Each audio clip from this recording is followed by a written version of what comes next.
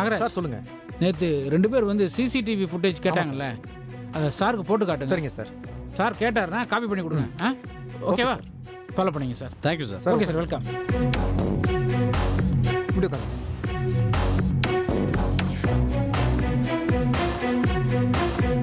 நேற்று அவங்க வந்து பார்த்துட்டு போனாங்கல்ல ஃபுட்டேஜ், அந்த ஃபுட்டேஜ் எல்லாத்தையும் கொஞ்சம் காமிங்க. Okay sir.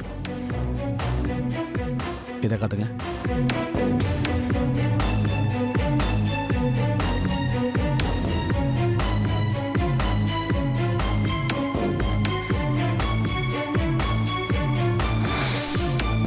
இதான் சார். கொஞ்சம் ஜூம் பண்ணுங்க.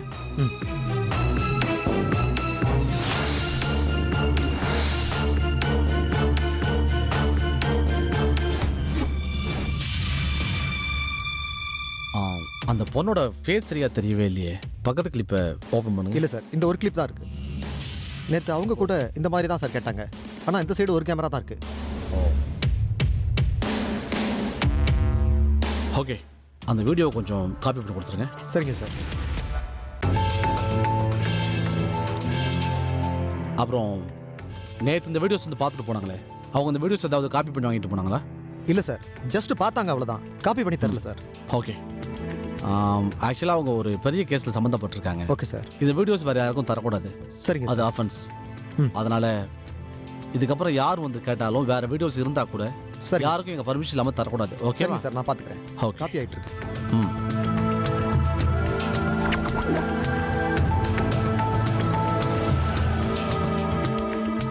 காப்பி ஆயிடுச்சு சார். எடுங்க.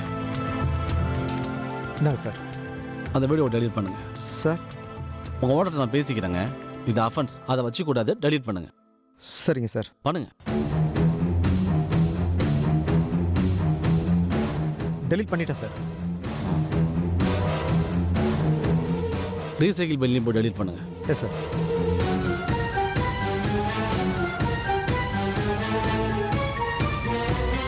ஓகே சார், பண்ணிட்டேன். Okay, thank you. Thank you sir.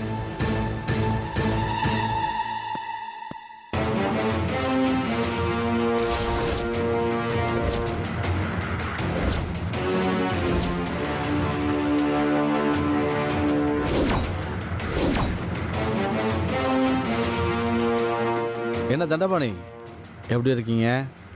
உங்கள் ஓனர் எப்படி இருக்காரு? அப்புறம் சிசிடிவி ஃபுட்டேஜ் அன்னைக்கு வாங்காமல் போயிட்டீங்களே, அதை இப்போ காப்பி பண்ணி வாங்கிட்டு போவீங்களா? அமைதியாக இருந்த நீங்கள் எதுக்கு வந்தீங்கன்னு தெரியாதா? தண்டபாணி, எவன் எந்த பக்கம் போகிறான், எவன் எதை மறந்துட்டு எதை திரும்ப எடுக்க வரான் அப்படின்றதுலாம் எனக்கு நல்லாவே தெரியும். நான் ஒரு போலீஸ்காரன். ரொம்ப சந்தோஷம் சார். நீங்கள் எல்லாம் தெரிஞ்சவர், படித்தவர், பெரிய அறிவாளி, பெரிய அதிகாரி. ஆனால் நான் அப்படி இல்லைங்க. ரொம்ப சாதாரணமான ஆள். எனக்கு தெரிஞ்சதெல்லாம் விசுவாசம் ஒன்று தான். எங்கள் ரேணுகா அம்மாவையும் வனிதாவையும் எப்படியாச்சும் இந்த கேஸ்லேருந்து வெளியே கொண்டு வரணுங்கிறத தவிர வேற எந்த நோக்கமும் எனக்கு கிடையாது. நீங்கள் சொன்னாலும் சொல்லாட்டியும் அந்த சிசிடிவி ஃபுட்டேஜை கேட்டு வாங்கிட்டு போகலான்னு தான் இங்கே வந்தேன். இதுல ஒளிவு மறைவு ஒண்ணுமே கிடையாதுங்க. ஆஹா, கொஞ்சம் லேட் ஆகி போச்சே. அந்த ஃபுட்டேஜ் இப்போ உங்களுக்கு கிடைக்காதே தண்டபாணி. ஓகே, எனிவே உங்கள் முயற்சிக்கு ஆல் தி பெஸ்ட்.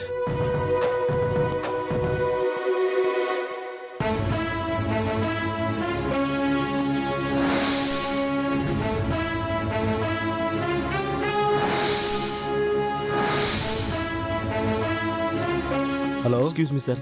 ஒரு நிமிஷம் வாங்க தண்டபாணி. ஆமாம், நம்ம சுரேஷ் எப்படி இருக்காரு? நல்லா இருக்காரு சார். என்ன இவ்வளோ தூரம்?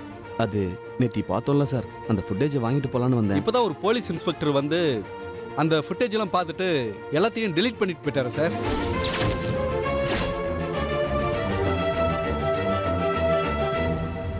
வேற ஏதாவது வழி இருக்கா சார்? டெலீட் பண்ண பிறகு நான் என்ன பண்ண முடியும்? போங்க சார். ஹலோ,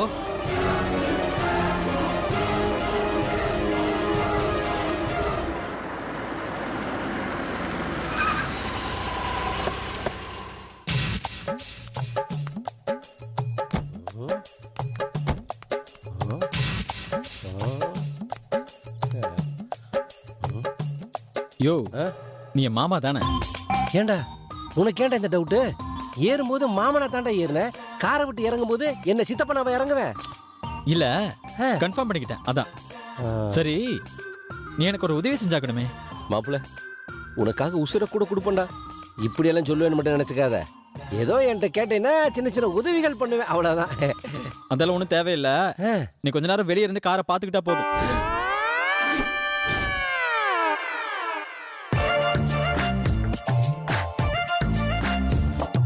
காரை காவ காக்கவா? டேய் நான் உன் மாமன்டா. அதனால தான் சொல்றேன், மாமனா இருக்கிறவன் விரோதி ஆயிடக்கூடாதுன்னு நினைக்கிறவன் நானு. என் நல்ல மனசை புரிஞ்சுக்கோ மாமா. நீ என்ன பண்ற, இங்கே இருந்து காரை பார்த்துக்க. டேய் நில்றா. என்னோட உதவி உனக்கு எப்ப வேணா தேவைப்படும்டா. ஆனா எப்ப எங்கேன்னு மட்டும் தெரியாது. அந்த உதவியை கேட்டு நீ கதறத்தான் போற, நான் பார்க்கத்தான் போறேன் பாரு. மாம்சு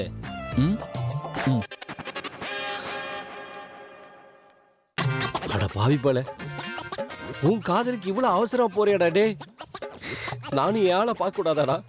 இந்த கண்டிப்பா என் காதலை ஒருத்து கூட புரிஞ்சுக்க மாட்டேங்கிறீங்களேடா. என் காதலுக்கு வில்லனா தாண்டா இருக்கீங்க.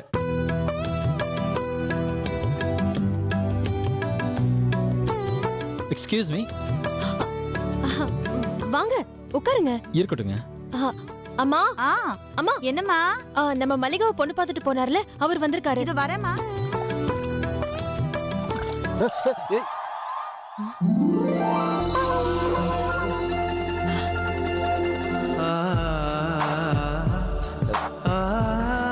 ஐயோ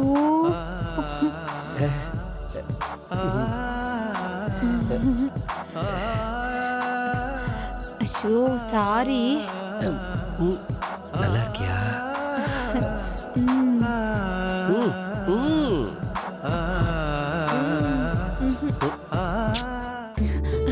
வாங்க தம்பி, வாங்க உட்காருங்க. பரவாயில்லைங்க. இல்ல சித்தி ஒரு வேலை விஷயமா இந்த பக்கம் அனுப்புனாங்க. உங்க பொண்ணை அவங்க பார்த்ததே இல்லையா, அட்லீஸ்ட் போட்டோவாச்சும் பார்க்கணும்னு ஆசைப்பட்டாங்களா, அதனால தான். போட்டோ தானே, அதுக்கு எதுக்கு இவ்வளவு தயங்கிட்டு இருக்கீங்க? அம்மா மல்லிகாவோட போட்டோ இருந்தா கொடுங்கம்மா. இல்ல இல்ல இல்ல, அது வந்து ஏற்கனவே எடுத்த போட்டோ எப்படி இருக்குமோ என்னமோன்னு தெரியாது. சித்தி பார்க்கறப்போ the first impression best impression இல்லையா?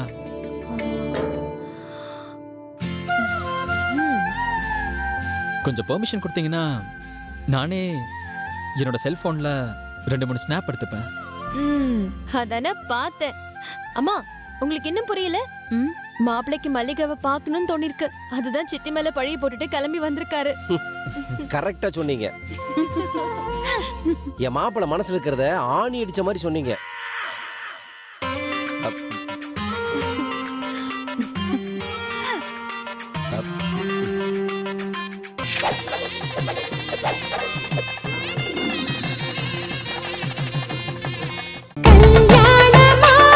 ஆனா எதெல்லாம் மகிழ்ச்சி அப்படின்னு எடுத்து பார்த்தோம் அப்படின்னா, பாரதியார் பக்கத்துல வந்து கொஞ்சம் அந்த மீசையெல்லாம் சுருட்டி வச்சுட்டு கொஞ்சம் ஒரு மிரட்டுவார். ஏன்னா அவர் தொடங்குறதே எத்தனை கோடி இன்பம் வைத்தா எங்கள் இறைவா அப்படின்னு. அடுத்த வேளை சாப்பாடு கிடையாது, 5 ரூபாய் கடன் கொடுக்க ஆள் கிடையாது, வீட்டில் அரிசி கிடையாது, உப்பு கிடையாது, புளி கிடையாது, பருப்பு கிடையாது. எப்போ இந்த இடத்த விட்டு ஓடணுமோ, பாண்டிச்சேரி எல்லைக்குள்ள காலை வைக்கணுமோ அப்படிங்கிற நித்திய பயத்தில் இருக்கக்கூடிய அந்த மனசுல எத்தனை கோடி இன்பம் வைத்தா எங்கள் இறைவா அப்படின்னு சொல்ற அளவுக்கு விலாசமாகவும் விகாசமாகவும் இருக்க முடியும் அப்படின்னா, ஏதோ ஏசி ஒர்க் பண்ணல அப்படிங்கிறதுக்காக வருத்தப்படக்கூடிய இனமா நாமெல்லாம். இதெல்லாம் ஒரு பெரிய விஷயமா?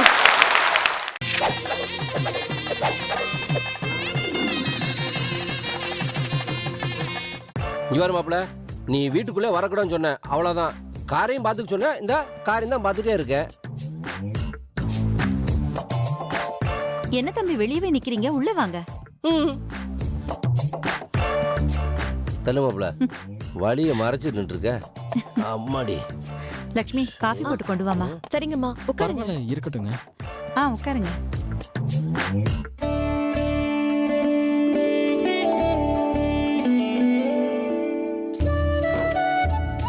மல்லிகா, மாப்பிள்ளையோட சித்தி உன்னை பார்க்கல, அதான் அவரோட செல்போன்ல உன்னை போட்டோ எடுக்கணும்னு சொன்னாரு.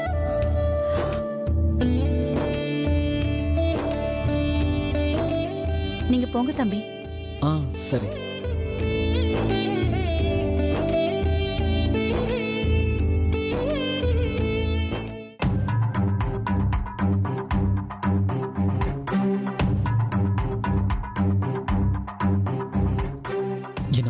தெரியல மல்லிகா, சட்டுன்னு உன்னை பார்க்கணும் போல தோணுச்சு.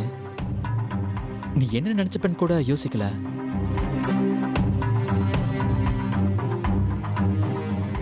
ஆனா அன்னைக்கு பொண்ணு பார்க்க வந்தப்போ எதுவுமே பேசுறதுக்கு முன்னாடி நீங்க ஓன்னு அழுதது மனசுக்கு ரொம்ப சங்கடமா போச்சு.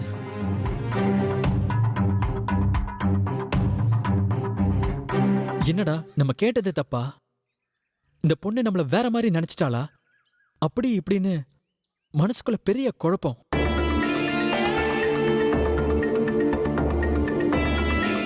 அதான் நேர்ல பார்த்து கேட்டுட்டு போலாம்னு.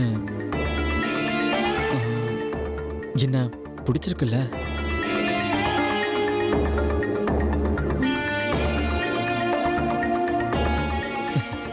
அதான பார்த்தேன். இந்த காலத்துல இவ்ளோ பண்பா அடக்க ஒடுக்கமா ஒரு பொண்ணு நடந்துக்கிறது ரொம்ப ஆச்சரியமான விஷயம். மேபி இந்த கிராமம், இந்த அட்மாஸ்பியர், நீங்க வாழ்ந்த சூழ்நிலை இது கூட காரணமா இருக்கலாம்.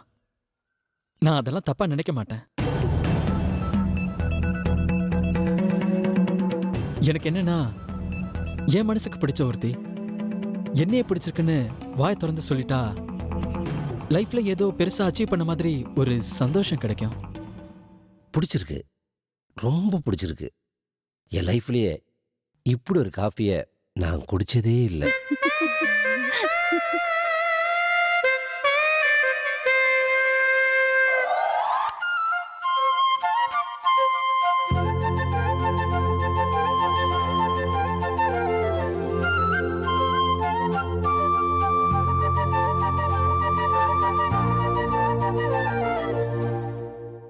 சூப்பர்.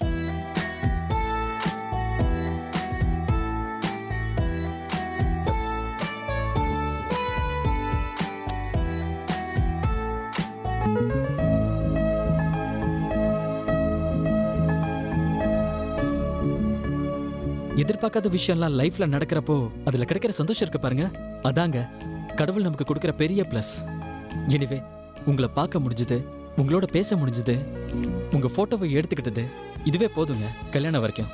என் ஞாபகத்துல நெஞ்சில பூத்த ரோஜா மாதிரி அப்படியே இருக்கும். அதை நினைச்சுக்கிட்டே நாளை ஓட்டிடுவேன்.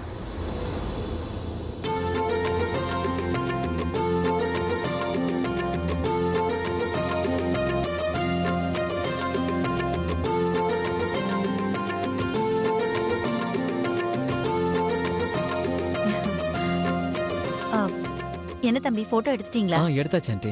அம்மா, காஃபி கொண்டு வா. இல்ல, இல்ல, உட்காருங்க. அதெல்லாம் வேணாம், இருக்கட்டும். நாங்க கிளம்புறோம்.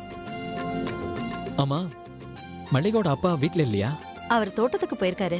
ஃபோன் பண்ணி வர சொல்லட்டுங்களா? வேணாங்க வேணாங்க, நாங்க அவரை பாக்குறதுக்கு இன்னொரு தடவை வர்றோங்க. மாப்பிள்ள வா, மாப்பிள்ள போலாம்.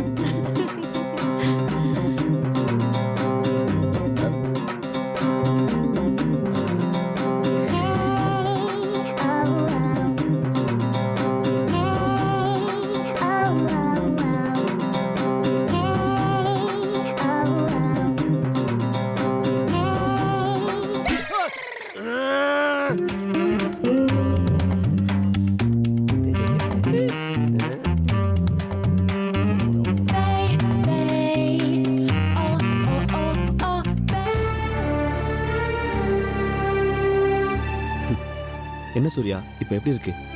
பரவாயில்ல தண்டபாணி. பரவாயில்ல. அநேகமா நாளைக்கோ நாளன்னைக்கோ டிஸ்சார்ஜ் பண்ணிடுவாங்க. ஓ, அது சரி, அந்த வீடியோ ஃபுட்டேஜ் எடுத்துட்டு வந்தீங்களா?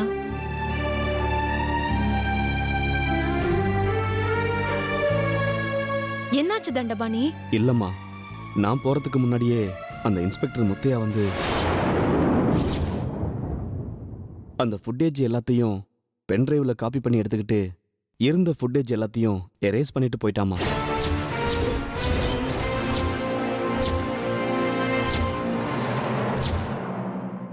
அடக்கடவுளே, அந்த வீடியோ ஃபுட்டேஜ் மட்டும் கிடைச்சிருந்தா விமல் கெட்டவன்னு ப்ரூவ் பண்றதுக்கு ஆதாரமா இருந்திருக்குமே. ஏய் காயத்ரி, என்னடி நினைச்சிட்டு இருக்க உன் மனசுல? இல்ல, நான் தெரியாம தான் கேக்குறேன். நானும் என் பிள்ளைய என்னடி பாவம் பண்ண உங்களுக்கு? அவன் பேரை கெடுத்து குட்டிச்சவராக்கணும்னு முடிவே பண்ணிட்டியா நீ? இங்க பாருங்கம்மா, இது ஹாஸ்பிட்டல். இங்க வந்து கத்தாதீங்க. என் வீட்டுக்காரருக்கு உடம்பு சரியில்லை, நாங்களே ரொம்ப வேதனையில இருக்கோம். இங்க வந்து கத்தி கூச்சல் போடுறதெல்லாம் வச்சுக்காதீங்க. முடியாதுடி. நீ என்ன சொன்னாலும் நான் கேட்க வந்ததை கேட்காம இருக்க மாட்டேன். என்னங்க நீங்க அர்த்தம் இல்லாம இப்படி பேசிட்டு இருக்கீங்க? இப்ப என்னத்தை கேட்டு தெரிஞ்சுக்கணும்னு நினைக்கிறீங்க? இவ என்ன காரியம் பண்ணிருக்கா தெரியுமா? என் புள்ள ஒரு அயோக்கியன், பொம்பளை பொறுக்கி, கிரிமினல் அப்படி இப்படின்னு நிரூபிச்சே ஆகணுங்கிறதுக்காக ஹோட்டலை ஏறி இறங்கி ஆதாரத்தை திரட்டுறாளாம். இங்க பாருங்கம்மா, நீங்க நினைக்கிற மாதிரி ஹோட்டலா ஏறி ஆதாரத்தை தர்றது அவங்க இல்ல, நான் தான். தண்டபாணி, நீங்க கொஞ்சம் அமைதியா இருங்க. இப்ப உங்களுக்கு என்னமா வேணும்? ஆமா, விமல் ஒரு பொண்ணோட சுத்திட்டு இருந்ததை நிரூபிக்கிறதுக்கு நான் ஆதாரத்தை தேடிட்டு இருந்தது உண்மை.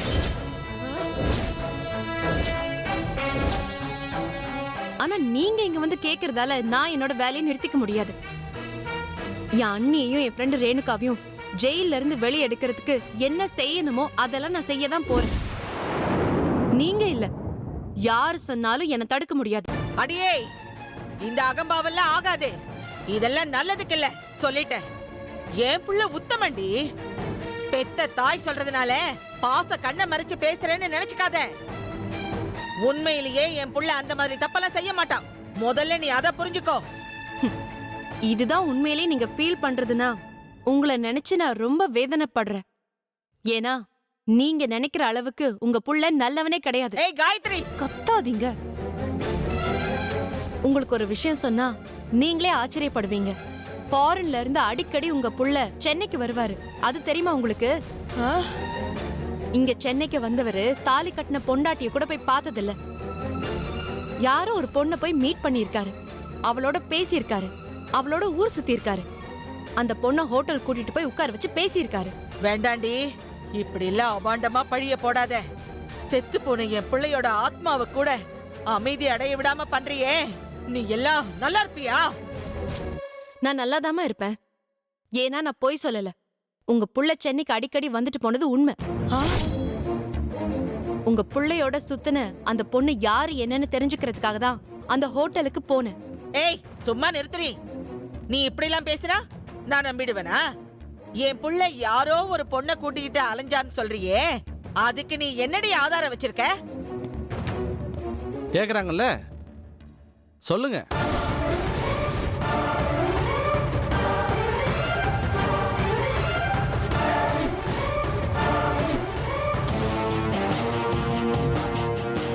சொல்லுங்க.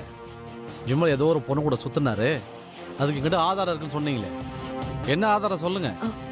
அது வந்து ரேணுகா மாதிரி எத்தனையோ பொண்ணுங்க கிட்ட பழகி இருக்காருன்னு நாங்க விசாரிச்சதுல தெரிய வந்தது.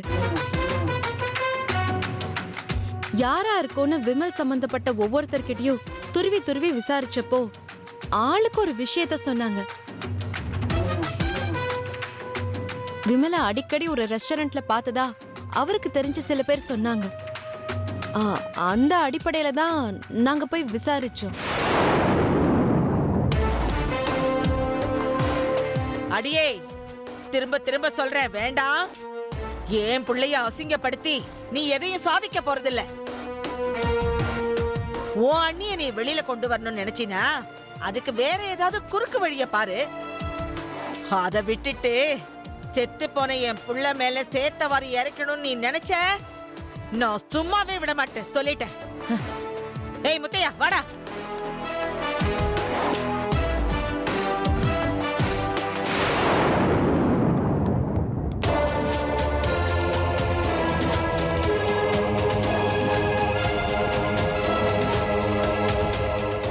நல்ல வேளை தண்டபாணி, நம்ம கிட்ட டைரி இருக்குங்கிற விஷயத்த நீங்க அந்த அம்மா முன்னாடி ஓபன் பண்ணியிருந்தீங்கன்னா முத்தையா அதையும் கேட்டிருப்பாரு. ஏற்கனவே எவிடன்ஸா நம்ம கோர்ட்டுக்கு எடுத்துட்டு போக இருந்த டைரிய ஆளை வச்சு திருடிட்டு போனவர் தான் அந்த முத்தையா. அப்படி இருக்கிறப்போ மீதி 2 டைரி நம்ம கிட்ட இருக்குங்கிற விஷயம் அந்த ஆளுக்கு தெரிஞ்சிட்டா அதையும் அவர் எடுத்துட்டு போக தான் பாப்பாரு. கரெக்டா சொன்னீங்கம்மா, எனக்கே வாய் வரைக்கும் வந்துருச்சு. என்ன இந்த அம்மா ஆதாரம் அப்படி இப்படின்னு பேசுறாங்களே, என்கிட்ட ஆதாரம் இருக்குமா, பேசாம வாய முடிட்டு போமான்னு சொல்லலான்னு துடிச்சேன். நீங்க கை நீட்டி வேற தடுத்த உடனே நானும் கொஞ்சம் உஷாரா வாய முடிக்கிட்டேன். நீ சொல்றதுதான் காயத்ரி கரெக்டு. முத்தையோட விஷயத்த நாம இப்போதைக்கு பேச வேணாம். நம்ம கிட்ட இருக்கிற ஆதாரம் சின்னதோ பெருசோ, நம்ம கிட்ட இருக்கிற ஆதாரம் மட்டும் முத்தையாக்கு தெரிஞ்சிச்சுன்னா அவன் அதை கண்டிப்பா டிலீட் தான் பண்ணுவான். அதனாலதான் சூர்யா வேண்டான்னு சொன்னேன். இனிமே இந்த கேஸ் சம்பந்தப்பட்ட எந்த விஷயத்தையும் பொது இடத்துலயோ சம்பந்தம் இல்லாத மூணாவது மனுஷங்க முன்னாடியோ வாயவே திறக்க வேண்டாம். நமக்குள்ள ஏதாவது பேசிக்கிறதுனா யாருமே பக்கத்துல இல்லைன்னா மட்டும்தான் பேசணும். கரெக்ட்டுமா, நீங்க சொல்றதுதான் கரெக்ட். வாங்க நம்ம எதுவா இருந்தாலும் வீட்ல போய் பேசிக்குவோம். சரி. சூர்யா, ஏதாவது சாப்பிடுறீங்களா? எது வேணாம்.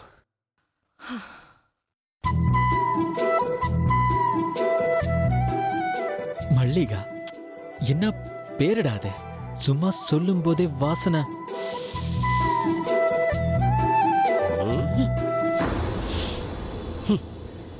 மல்லிப்பூ வாசனையா? அப்படி ஒன்றும் தெரியலையா மாப்ள? மாமா, பொண்ணுனா இப்படி இருக்கணும் மாமா. நினைக்கிறப்பவே சும்மா ஜில்லுன்னு, பாக்குறப்பவே சும்மா குளுகுளுன்னு பேச ஆரம்பிச்சிட்டேன் மாமா. எப்படி அன்னைக்கு அப்படின்னு அழுதுட்டுச்சு அந்த மாதிரியா? இந்த ஜென்மத்துல உனக்கு கல்யாணம் ஆகாது சொல்லிட்டேன். டேய், ஆடு சிக்கிருச்சுன்னு ரொம்ப ஆடாதடா. எல்லாமே தாலி கட்டுற வரைக்கும் தான் மாப்பிளே. அதுக்கப்புறம் ஆடு ஆடாத்தான் இருக்கும். நீ தான் பிரியாணி ஆயிருவ.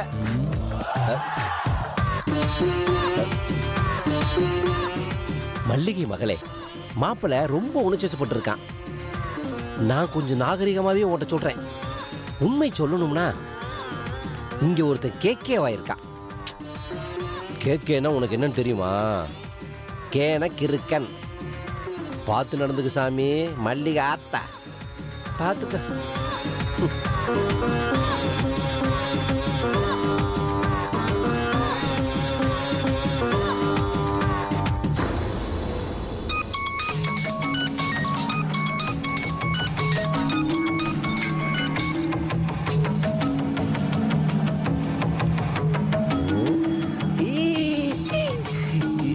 ஹலோ